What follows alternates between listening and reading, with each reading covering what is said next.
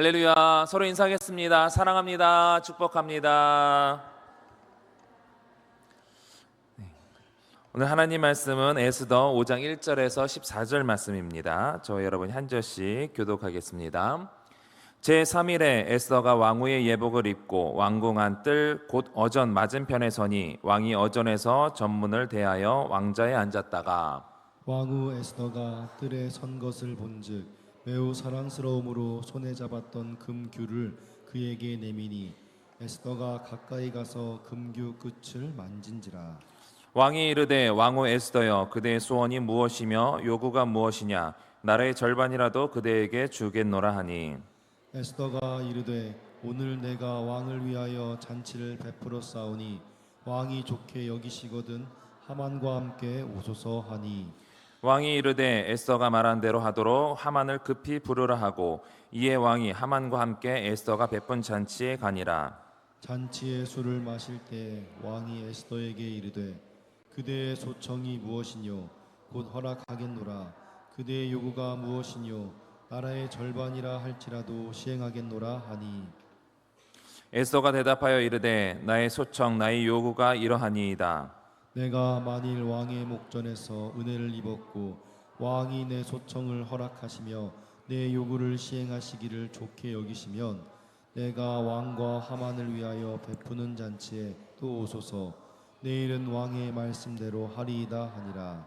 그날 하만이 마음이 기뻐 즐거이 나오더니 모르드게가 대궐문에 있어 일어나지도 아니하고 몸을 움직이지도 아니하는 것을 보고 매우 노하나 참고 집에 돌아와서 사람을 보내어 그의 친구들과 그의 아내 세레스를 청하여 자기의 큰 영광과 자녀가 많은 것과 왕이 자기를 들어 왕의 모든 지방관이나 신하들보다 높인 것을 다 말하고 또 하만이 이르되 왕후 에스더가 그 베푼 잔치에 왕과 함께 오기를 허락받은 자는 나밖에 없었고 내일도 왕과 함께 청함을 받았느니라. 그러나 유다 사람 모르드게가 대궐문에 앉은 것을 보는 동안에는 이 모든 일이 만족하지 아니하도다 하니 그의 아내 세레스와 모든 친구들이 이르되 높이가 50규빗 되는 나무를 세우고 내일 왕에게 모르드게를 그 나무에 매달기를 구하고 왕과 함께 즐거이 잔치에 가소서 하니 하만이 그 말을 좋게 여기고 명령하여 나무를 세우니라. 아멘. 오늘 말씀 제목은 이제 밀당의 고수입니다. 지난 시간에 이제 이 바사 제국의 한 법령을 소개해 드렸습니다. 왕 앞에 나아갈 때에 왕의 명령이 없이 나가서는 죽을 수도 있다. 그 상황에서 이제 살기 위해서는 왕이 내미는 왕의 지팡이를 내밀어야 살 수 있다라는 그 법을 말씀을 드렸고 에스더는 그러한 법을 두려워하지 않고 죽으면 죽으리다 라는 마음으로 왕 앞에 나갈 것을 다짐하는 장면이 지난 시간 5장의 4장에서 다루었습니다. 죽으면 죽으리다 이 왕 앞에 나갈 때의 이런 자세의 모습은 어떻게 보면은 우리의 인간의 모습과 같지 않나 생각이 됩니다. 죄인된 우리 역시 감히 하나님 앞에 나갈 수 없는 자들이죠. 죄의 모습으로 하나님 앞에 나가게 되면은 빛과 어둠이 공존할 수 없는 것처럼 거룩하신 하나님 앞에 빛 대신 그 하나님 앞에 죄인된 우리의 모습은요 스스로 자멸할 수밖에 없습니다. 우리의 죄악으로 인해서 죽게 되는 것이죠. 그런데 우리가 하나님 앞에 나아가려면 우리의 죄악을 가리는 것이 필요합니다. 어떤 방법으로요? 그리스도의 그 속죄로 말미암는 의, 이 계시록을 보게 되면 이제 흰옷 입은 흰옷을 입었다 이런 표현으로도 나오는데 이렇게 우리의 죄악의 모습을 가려야만 거룩하신 하나님 앞에서 우리가 살 수 있게 되는 것입니다. 그것이 하나님께서 허락하신 은혜이죠. 그래서 하나님께서는 이러한 은혜를 예수 그리스도로 말미암는 생명의 법으로서 우리에게 주셨습니다. 우리는 그 법을 붙들게 되었기 때문에 하나님 앞에 나아갈 수 있게 된 것이죠. 이것이 참으로 은혜요. 이 은혜를 우리 모두가 누리고 있는 줄 믿습니다.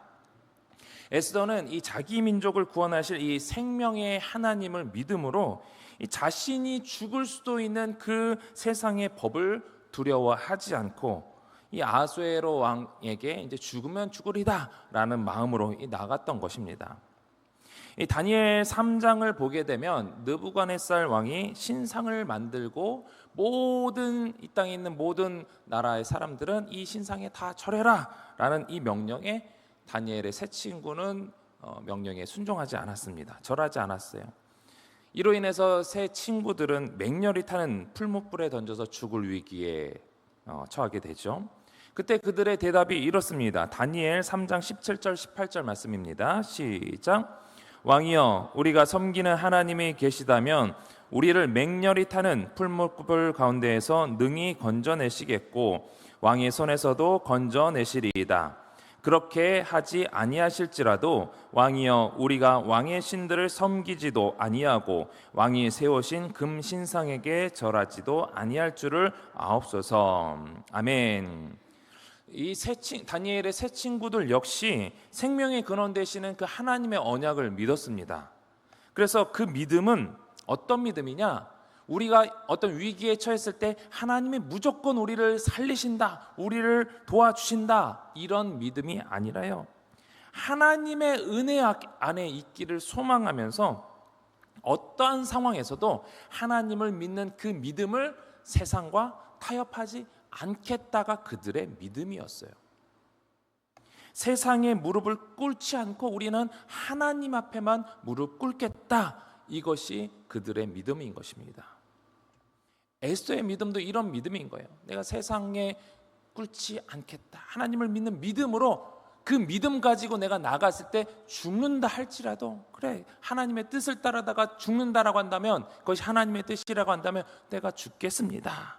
그렇게 하나님의 뜻을 우선하며 나아갔던 것, 하나님 앞에 엎드린 것이 에스더의 믿음이었고 우리의 믿음 역시 이런 믿음이 되어야 할 줄 믿습니다. 그 가운데 하나님의 뜻이 있다라고 한다면 하나님께서는 죽을 위기에서도 건지시는 것이죠. 그렇게 살림을 받는 은혜를 누리게 되는 것입니다. 이렇게 에스더가 그런 믿음으로 3일간의 금식을 마치고 이 아하수에로 왕 앞에 나아갔던 것이에요. 아마 3일간 무엇을 했을까? 그냥 우리처럼 이제 금식을 하게 되면 배고파하다, 3일 끝났네, 이런 게 하다기보다는 본인의 생명이 걸렸고 민족의 생명이 걸린 것 아니겠습니까? 아마 민족에 죄가 있다면 그 죄에 대해서 회개 기도를 했을 것이고, 또 하나님의 약속을 되새기며 우리 민족을 살리시겠다고 구원하시겠다고 하신 그 하나님의 약속을 믿으며 하나님의 뜻과 지혜를 3일 내내 아마 구하지 않았을까? 눈 뜨면 일어나서 기도하고 그런 하나님의 뜻을 구하고, 하나님, 도대체 하나님의 뜻이 어디에 있습니까? 그런 가운데 내가 혹여라도 나갔을 때 죽는다라고 할지라도 하나님, 그것이 하나님의 뜻이라면 내 죽음을 통해서 하나님의 뜻을 이루시옵소서. 아마 이것이 에스더의 기도 제목이었을 것입니다. 그렇게 그 3일간의 금식을 마치고 에스더가 예복을 곱게 차려입고 왕이 있는 그 뜰로 나아가서 아하수에로 왕 앞에 서게 되었습니다. 그리고 왕이 이 에스더의 모습을 보게 되었죠. 드디어 에스더가 죽느냐 사느냐는 그 절체절명의 순간에 하나님께서 그 왕의 마음을 사로잡은 것이죠. 오늘 본문 2절 말씀을 같이 읽어보겠습니다. 시작. 왕후 에스더가 뜰에 선 것을 본즉 매우 사랑스러움으로 손에 잡았던 금규를 그에게 내미니 에스더가 가까이 가서 금규 끝을 만진지라. 아멘. 이 금규라는 것은 왕을 상징하는 왕의 지팡이입니다. 이 죽음 앞에서 오직 이 왕의 은총을 받아야 하는 그 예외 규정만이 이 에스더가 살 길인데, 그 예외 규정이 이제 발휘하게 되는 것이죠. 왕이 왕의 그 금지팡이를 내밀었습니다. 그리고 그 지팡이를 내밀었을 때에 에스더가 그 지팡이의 끝을 잡음으로써 드디어 합법적으로 이제 에스더가 이 왕을 대면할 수 있는 기회가 주어진 것입니다.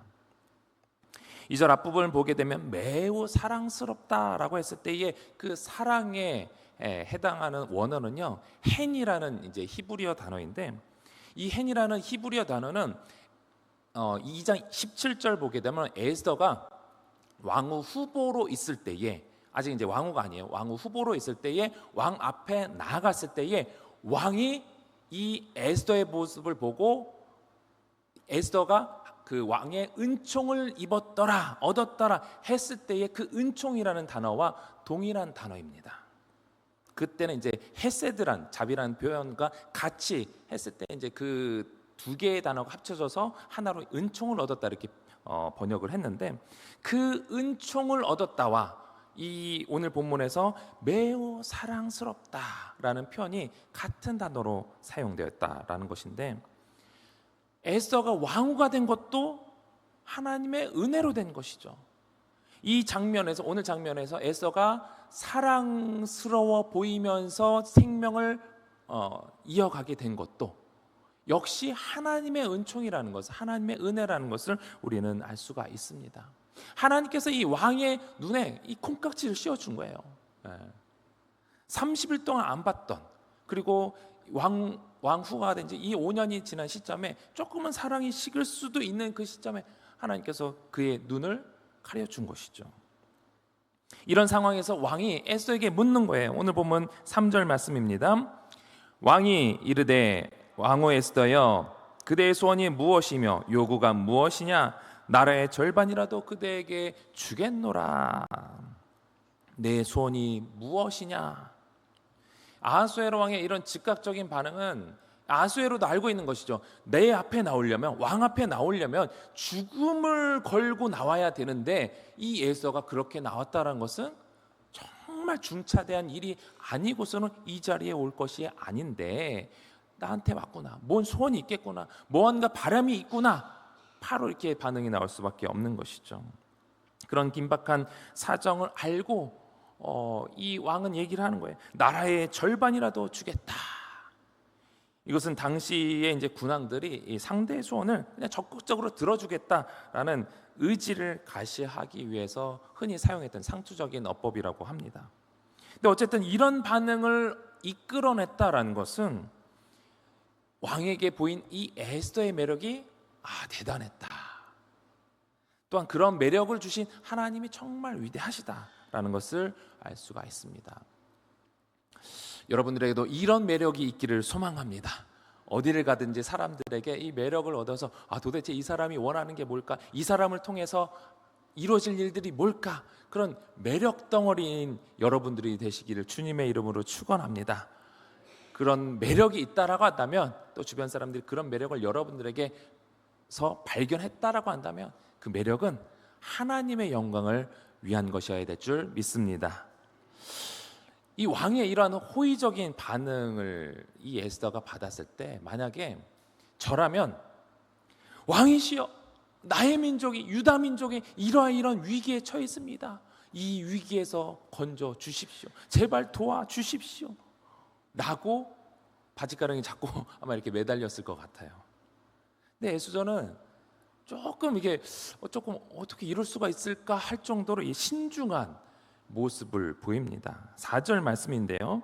에스더가 이르되 오늘 내가 왕을 위하여 잔치를 베풀어 싸우니 왕이 좋게 여기시거든 하만과 함께 오소서 하니. 아마 이 에스더가 이러이러한 일이 생겼을 때, 이런 결과가 주어졌을 때 이렇게 해야 되겠다, 내가 긴장하지 않고 내 소원을 바로 얘기하는 것이 아니라 아마 3일간의 그런 부분들을 또 기도하면서 하나님의 지혜를 주시지 않았을까. 왜냐, 만약에 느닷없이 하만의 음모로서 이렇게 이루어졌다는 것을 폭로하게 되면 이 하만이라는 사람은 왕의 총애를 받던 사람이잖아요. 오히려 왕의 반발을 샀을 수도 있습니다.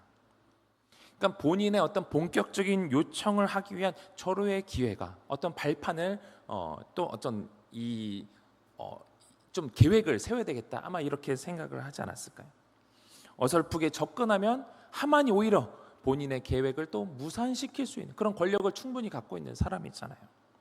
그래서 오히려 이 하만을 초대해서 삼자대면으로 정면 돌파해야 이렇게 확실하게 일을 처리할 그런 계획을 아마 에스더가 세운 것 같습니다. 그래야만 이 하만이라는 사람이 손쓸 겨를도 없이 왕이 그 자리에서 쉽게 결정을 내릴 수 있도록 해야 되는 것이죠. 또 이제 하만이 계획했던 유대인 학살 날짜가 아직은 이제 11개월이 남아 있었기 때문에 조금은 여유 있게 그런 계획을 세웠던 것 같아요. 이러한 모습은 우리가 이제 지금까지 봤던 이 아하수에로 왕의 즉흥적인 모습, 또 성질이 급한 그런 모습과 이제 비교되는 모습입니다. 또 지금까지의 왕의 모습을 보면 이 잔치도 또 좋아하잖아요. 6개월, 180일간 연달아 이렇게 베풀 정도로 왕은 이 잔치를 좋아하는 성격이다 보니까 그런 잔치를 통해서 왕의 마음을 조금은 이 왕의 호감을 최대한 끌어올려서 왕의 마음을 얻고자 아마 여러 이제 밑바탕이 이제 깔려 있는 그런 계획일 것입니다. 그렇게 이제 왕은 하만과 함께 이 잔치 자리에 참여했습니다.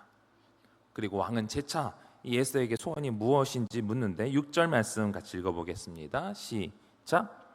잔치에 술을 마실 때에 왕이 에스더에게 이르되 그대의 소청이 무엇이뇨 곧 허락하겠노라. 그대의 요구가 무엇이뇨 나라의 절반이라 할지라도 시행하겠노라 하니.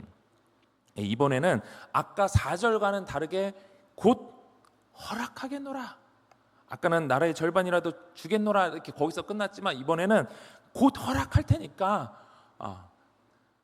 나 애간장 태우지 말고 빨리 네 소원 얘기해. 이런 이제 아하수에로 왕의 모습을 보고 있습니다. 안달난 거죠. 도대체 생명을 걸고 나에게 왔는데 빨리 얘기를 해야지. 나 왕인데 내가 못 들어줄 소원이 없는데 왜 이렇게 나를 안달나게 하는 것일까? 이런 에스더의 모습을 보면 연애를 해보신 분은 알 겁니다. 밀당의 고수다. 얻고자 하는 것을 계속해서 이렇게 이제 말하다 보면요, 오히려 상대방으로 하여금 이제 반감을 살 수도 있는데 에서는 이 왕의 마음을 이게 들었다 놨다 약간 이제 거리 조절하는 이런 모습을 볼 수가 있어요. 본인이 원하는 것을 얻기까지 신중하게 기다리면서 왕이 소원을 들어주지 않으면 안 되게끔 그런 작업을 하는 것이죠. 저도 제 아내랑 이제 처음 만났을 때를 이제 생각을 해 보게 되면 저는 이제 어느 정도 며칠 이제 기한 만나면서 호감을 갖게 이제 괜찮은 사람이다라고 해서 이제 제 아내에게 이제 제 마음을 표현했는데 아내는 저에 대한 어떤 명확한 반응을 보이지 않는 거예요. 남자 입장에서 얼마나 안달나겠습니까? 그래서 답답한 마음에 날 좋아하는 게 맞냐고 그 당시에 이제 존댓말 표현했는데 서로 맞냐고 이렇게 물어보니까 아내 대답 좋아하니까 계속 만나죠. 그러니까 좋아하는 건 맞는 것 같은데 그 행동을 보면 도대체 이게 긴가민가 이런 이제 반응을 보이게 되는 겁니다. 근데 어쨌든 그 답에서는 맞아 그래 싫지 않으니까 계속 만나는 거겠지 해서 이제 계속 이제 만남을 이어가는데 아마 싫다라고 했다라고 한다면 당시에 이제 제 나이가 있었으니까 아마 빨리 정리하고 다른 사람을 만났을 텐데 그런 것 같지는 않고 그렇다고 감정을 확 드러내지도 않으니까 이게 애가 타는 겁니다. 그래서 내 사람이다 이런 이제 확신이 없으니까 아무래도 조금 더 조심스러워지죠. 잘못되면 안 되잖아요. 잘못하면 안 되잖아요. 그러니까 조금 더 조심스러워지고 신중해지고 이런 그런 연애 초기에 제 기억이 있습니다. 초반에 이제 그런 과정이 있어서 그런지 이제 시간이 지나면 지날수록 이제 서로의 관계는 또 이제 애틋해지더라고요. 그래서 연애를 잘 하려면 밀당을 잘해야 한다라는 말을 아마 많이 들어보셨을 겁니다. 사람은 어느 정도 이제 도전을 통해서 이 성취감을 느끼게 되는데 한쪽에서 너무 자기의 마음을 너무 적극적으로 이제 표현을 하면은 다른 쪽 입장에서는 쉽게 이제 마음을 얻었다 이제 생각을 하게 되니까 상대의 가치를 낮게 여긴다는 거예요. 내 사람이다 이러면서 이제 나는 더 이상 내가 성취할 그게 없으니까 그 사람의 마음을 얻었다 생각하니까 조금 하대를 할 수도 있다라는 것이죠. 그 사람으로 하여금 내가 굳이 노력하지 않아도 되겠구나. 내가 실수를 하든 뭘 하든 크게 문제가 없겠구나. 이런 생각을 심어줄 수도 있다라는 거예요. 이렇게 이제 감정의 불균형이 생기게 되면 시간이 지나서 한 사람은 지치게 되고 또 한 사람은 부담을 느끼게 된다고 합니다. 그러면서 서로의 관계가 이제 불안해지는 것이죠. 그래서 적당한 밀당은 상대방에게 예측 불가능한 매력을 보여주기 때문에 그 관계에 활력을 불어넣을 수 있다고 합니다. 항상 모든 것을 다 내어서 보여주기보다는 어느 정도 이제 거리를 두면서 또 내 할 일은 또 내 나름대로 자신만의 할 일을 하면서 나의 일도 존중하고 상대방도 존중하고 저쪽에서 웃네요. 뭔 이유에 웃는지. 네. 그랬을 때에 상대방은 그 사람의 가치를 더 높게 이제 평가하게 된다라는 것입니다. 에스더가 뭐 이걸 알고 했는지 모르겠지만 이렇게 이제 밀당을 함으로써 아수에로 왕은 이 에스더의 그 예측 불가능한 매력에 도대체 뭐 때문에 그러지?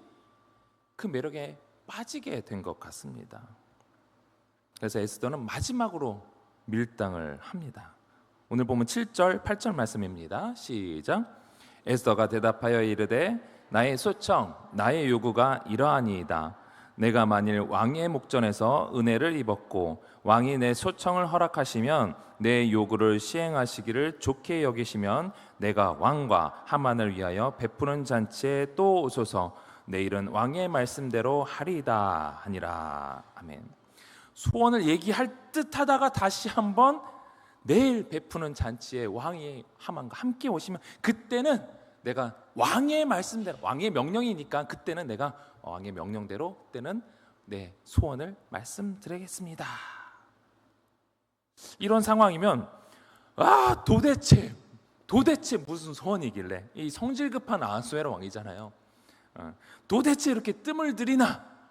한 번만 더 밀당을 했다가 아마 이 에서고 뭐고 그냥 끝장날 것 같아요. 그 간격을 또 이제 에서는 잘 알고 있겠죠. 근데 어쨌든 그래도 사랑스러운 에스더였기 때문에, 그리고 왕의 명령대로 내일은 정말 말씀드리겠습니다. 아마 예쁘게 곱게 아마 표현을 하지 않았을까요? 그러니까 그 매력에 다시 한번 넘어가서 그래 알겠다고 넘어가는 과정입니다. 안 그래도 이 나라를 다스리는 왕으로서 얼마나 이 나라의 통치와 관련된 고민해야 될 사항들이 얼마나 많이 있겠습니까? 거기에 더 고민을 얹게 된 이 상황에서 다음 6장을 보면요, 그날 밤에 왕이 잠을 못 이뤄요. 도대체 에스더 원하는 게 뭐길래 아마 이런 근심에 내가 다 이룰 수 있는데 도대체 뭘 원하길래 왕이 잠을 못 이룹니다. 이로 인해서 신하를 불러서 역대일기를 가져오라고 하고, 그 역대일기 속에서 이 모르드게가 과거에 자기를 왕을 암살을 하려고 했던 그것을 폭로했다라는 그 모르드게의 공적을 발견하고서 이 대반전이 시작되는 것이죠. 이 과정을 보면 하나님이 역사하셨구나, 우리는 알 수가 있습니다. 물론 하나님께서 하셨지만 또 에스더가 이 왕의 마음을 애간장 태운 그런 부분도 한몫하지 않나 생각이 돼요. 한편 이 왕과 함께 잔치에 참여했던 하만은 기쁜 마음으로 이 잔치가 끝나고 기쁜 마음으로 이 대궐문을 나오게 됩니다. 12절을 보면요, 왕후 에스더가 베푼 잔치에 왕과 함께 오기를 원한 사람은 나밖에 없었다. 신하 중에 내가 제일 최고다. 이런 마음으로 그 자신의 어떤 높은 지위에 만족하면서 내가 이런 사람이 하면서 그 기세가 하늘을 찌를 듯한 상황에서 대궐문을 나오는데 거기에 누가 있어요? 모르드게가 있어요. 모르드게가. 근데 이 모르드게가 이 하만을 보고 어떻게 합니까? 일어나지도 움직이지도 않았다라는 거예요. 악플보다 더 심한 게 뭐라고 하죠? 악플이라는 관심이 있기 때문에 그 사람에 대해서 너 이상한 사람이야 말해서 악성 댓글을 다는 거예요. 관심이 있기 때문에 그렇게라도 하는데 악플보다 더 무서운 건 무플, 대답이 없는 거야. 아무 댓글도 없는 거예요. 모르드게가 이런 모습을 하만에게 표하는 것이죠. 일어나지도 왔나, 이렇게 보지도 않고 일어나지도 움직이지도 않았다. 천하를 호령하는 왕의 다음 가는 2인자로서 그리고 이 하만이 자신을 높이는 그 표현을 보면요, 자신의 위치를 그냥 왕이랑 동급 정도 취급을 해요. 내가 이런 사람인데, 그렇게 생각하는 그 하만을 향하여서 일개 문지기가 자신을 이렇게 무시하는 겁니다. 그리고 이전에는 이 신하들을 통해서 이제 보고 받았을 거예요. 보고를 받아서 모르드게가 하만에게 절을 하지 않는다, 그런 태도를 만약에 알았어도 멀리서는 왜 다 저 녀석만 절 안 하네, 저는 모르드게는 사람이구나, 이렇게 했을 것 같은데, 지금은 자기의 눈앞에서 모르드게가 완전 속된 말로 개무시를 하는 거죠. 완전 그런 상황을 보니까 열받은 겁니다. 뚜껑이 열리는 거예요. 하지만 이 모르드게는 어쨌든 왕의 신하예요. 왕의 신하를 함부로 할 수는 없는 거잖아요. 그래서 집에 와서 친구들 부릅니다. 또 아내를 함께 자신에 대한 그 하소연을 하는 거예요. 그래서 11절에서 13절을 보게 되면 자기의 큰 영광과 자녀가 많은 것과 왕이 자기를 들어 왕의 모든 지방관이나 신하들보다 높인 것을 다 말하고 자기 자랑하는 거죠. 또 하만이 이르되 왕후 에스더가 그 베푼 잔치에 왕과 함께 오길 허락받은 자는 나밖에 없었고 내일도 나 또 그 잔치에 청함받았어. 내가 이런 사람인데, 그런데 13절에 유다 사람 모르드게는 대궐문에 앉은 것을 그 보는 동안 나를 무시하는 이 모르드게를 내가 볼 때는 내가 이 모든 걸로 내가 만족할 수 없다는 거예요. 내가 다 누리고 있고 내 명예도 지위도 다 최고인데 그것을 인정 못하는 이 모르드게라는 한 사람, 이 사람 때문에 내가 만족을 누리지 못하겠다. 그 사람이 있는 동안은 내가 도저히 못 참겠다, 이런 겁니다. 그에 대한 불만에 아내와 친구들이 대안을 내놓습니다. 14절 말씀입니다. 그의 아내 세레스와 모든 친구들이 이르되 높이가 50규빗 되는 나무를 세우고 내일 왕에게 모르드게를 그 나무에 매달기를 구하고 왕과 함께 즐거이 잔치에 가소서 하니 하만이 그 말을 좋게 여기고 명령하여 나무를 세우니라. 하만은 이들의 말을 듣고요, 곧바로 모르드게를 매달 나무를 세웁니다. 어차피 유대인들은 죽게 될 운명이고 그 중에 한 명을 죽이게 해달라는 그 자신의 요청을 왕은 당연히 들어줄 것이다 라고 생각을 했기 때문에 왕의 명령을 듣고서 세우는 것이 아니라 그냥 세워버려. 이거는 왕은 내 말 들을 거야. 그냥 바로 세워버렸죠. 아하수에로 왕도 그렇고요, 이 하만도 역시 이 충동적이고 이 강박적인 모습을 보여주는 비슷한 사람의 성향인 것 같습니다. 근데 계속 이런 이들의 모습과 달리 에스더는 위기 속에서도 성급하게 이를 처리하지 않고 신중하게 하나님의 인도하심을 기다리고 있습니다. 에스더의 계획이 인간적인 차원에서 계획한 것이다라고 생각할 수도 있지만, 서두에 말씀드린 것처럼 그녀는 자기 민족을 구원하실 그 생명의 하나님, 그 언약의 하나님, 그 하나님을 믿음으로 자신이 죽을 수도 있는 이 세상의 법을 두려워하지 않고 죽으면 죽으리라고 이 왕에게 나간 거예요. 그리고 3일간의 하나님의 지혜와 하나님의 뜻을 계속해서 구하면서 나갔을 것인데, 왕의 마음을 얻기 위해 밀당을 하기도 한 그녀이지만 아무리 그녀의 그 계획이 완벽하다 할지라도 하나님께서 그 계획을 이끌어 주시지 않는다라고 한다면 아무것도 할 수 없는 겁니다. 실제로 이외의 사건을 보면 하나님께서 그 모든 환경을 열어가고 또 인도하고 계심을 우리는 확신할 수 있어요. 분명히 말씀드리지만 에스더에는 하나님이란 단어는 나오지 않아요. 하나님께 어떤 제사를 드렸다, 예배를 드렸다, 그런 모습 나오지 않아요. 그러나 그 내용을 봤을 때 이거는 하나님이 아니면, 하나님이 하시지 않으면 이루어질 수 없는 일들인데 라고 하는 것들이 계속 반복돼서 나옵니다. 그런 하나님을 신뢰하는 것이죠. 우리가 세상에서 밀당을 해야 된다라고 한다면 아직 예수님을 알지 못하는 그런 사람들의 마음을 얻기 위해서 해야 할 것입니다. 특히 이제 복음을 전하는 입장에서 그들의 마음이 열려야 이 복음이 들어가지 않겠습니까? 근데 우리가 너무 교회 나와야 돼, 교회 나와야 돼, 예수님 믿어야 돼, 예수님 믿어야 돼라고 들이대면 어떻게 합니까? 상대방 그냥 아예 처음부터 이렇게 귀를 닫아요. 상대가 처음 보는 관계냐, 아니면 잘 알던 관계냐, 아니면 너무나 잘 알고 있는 우리 가족이냐에 따라서 때로는 접근 방식이 달라질 수도 있겠지만, 때로는 친구와 같은 모습으로, 때로는 그들의 필요를 채우면서, 때로는 침묵을 하면서 다양한 모습으로 그들의 관심을 이끌 필요가 있습니다. 에서와 같이 이 상대방의 마음을 들었다 놨다 하는 그런 적당한 밀당을 통해서 상대방의 마음을 얻는 것이 필요하죠. 지혜가 필요하다는 거예요. 무조건적으로 들어야 되는 것이 아니라, 하나님 이 사람에게 내가 접근해야 되는데, 그 사람의 마음을 얻어야 되는데 어떻게 해야 되겠습니까?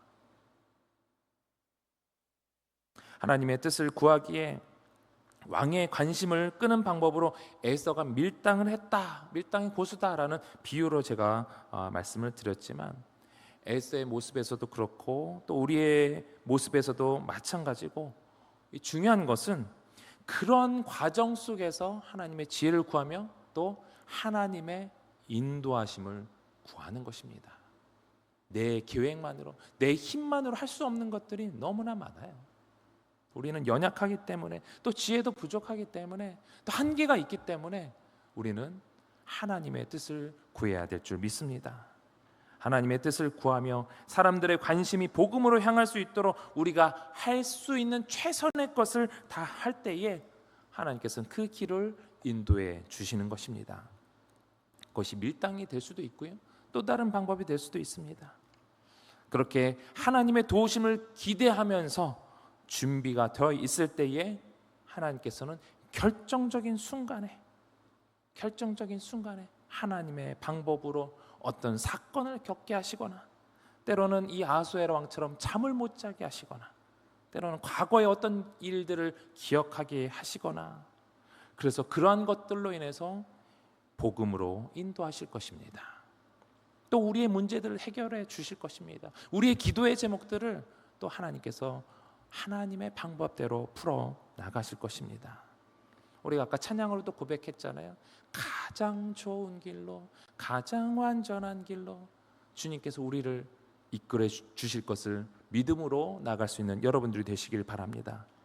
세상의 일로 또 사람의 지혜를 구하는 것도 중요하지만, 그 지혜가 하나님이 주시는 은혜와 믿음 안에서 비로소 진정한 가치를 발휘한다는 것을 기억하시면서 하나님의 뜻을 최우선으로 하며 겸손하게 또 지혜롭게 세상을 이겨나가는 여러분들이 되시기를 주님의 이름으로 축원합니다.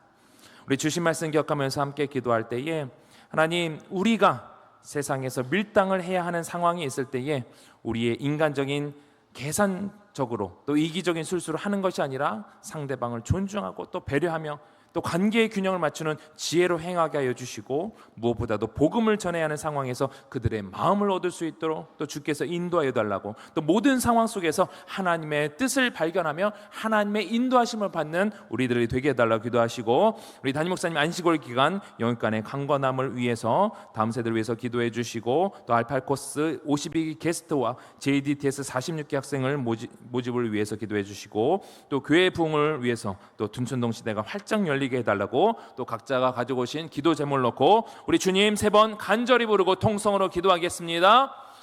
주여